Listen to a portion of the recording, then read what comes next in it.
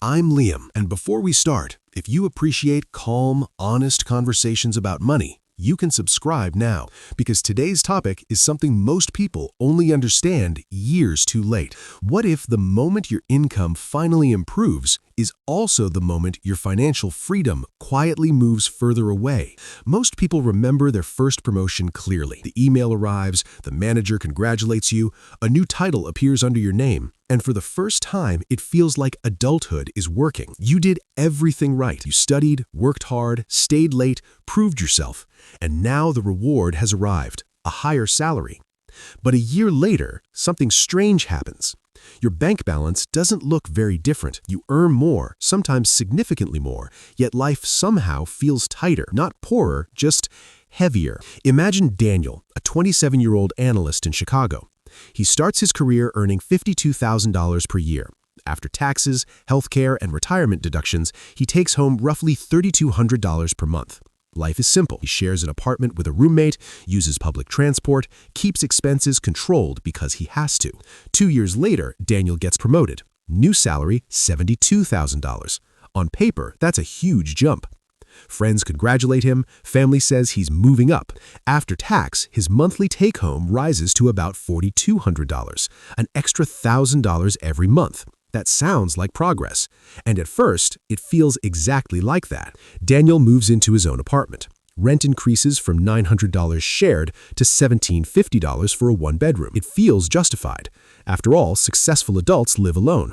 Then comes the car. Previously, he used buses and ride shares. Now, coworkers drive newer vehicles. A modest lease appears reasonable, $420 per month.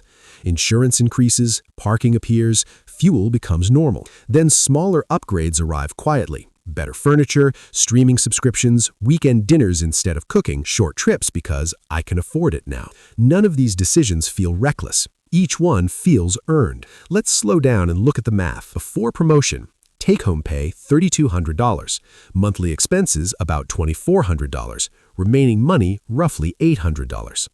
After promotion, take-home pay $4,200. New rent difference, $850, car plus insurance plus fuel about $650, lifestyle upgrades easily $300. New expenses around $4,200, remaining money almost zero. The promotion increased income by $1,000, but fixed costs increased by almost exactly the same amount. Daniel didn't become irresponsible. He simply followed what feels normal after success. And this is where the salary trap begins. Modern economies are designed around monthly affordability. You rarely see full prices anymore. You see payments, only $429 per month. Just $89 weekly, zero down today. Monthly framing changes perception. A $35,000 car doesn't feel like $35,000. It feels like a manageable number inserted into your lifestyle. Housing works the same way. Instead of asking, what increases my savings, people ask, what fits my new salary? And that question quietly locks income growth into permanent expenses. The system rewards consumption stability, not financial flexibility.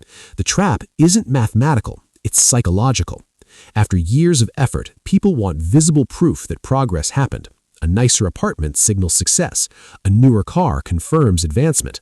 Lifestyle upgrades reduce the emotional gap between effort and reward. There's also social calibration. You unconsciously match the lifestyle of coworkers earning similar salaries.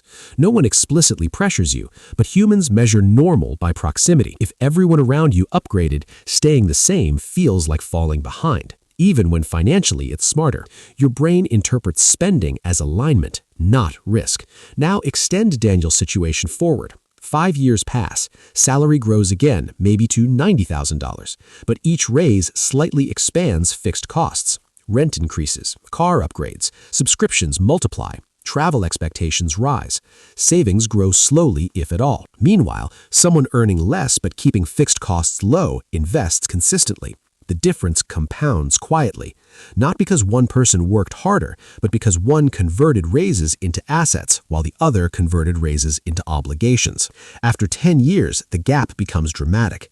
One person owns flexibility, the other owns payments. Financially intelligent people don't reject lifestyle upgrades. They simply delay synchronization between income and expenses. When their salary rises, their lifestyle stays temporarily unchanged. Not forever, just long enough for the raise to change their financial structure first. Instead of asking, "What can I afford now?" they ask, "What future freedom does this raise buy me?" They understand something subtle.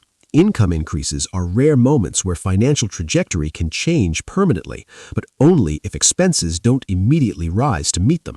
They treat raises as leverage, not permission. The salary trap isn't obvious because nothing feels wrong while it's happening. You're succeeding, you're upgrading responsibly, you're doing exactly what society expects, and that's why almost nobody warns you about it.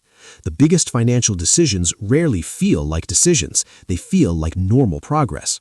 So the next time income increases, the question isn't how much more life you can buy immediately, but how much future pressure you can choose not to add.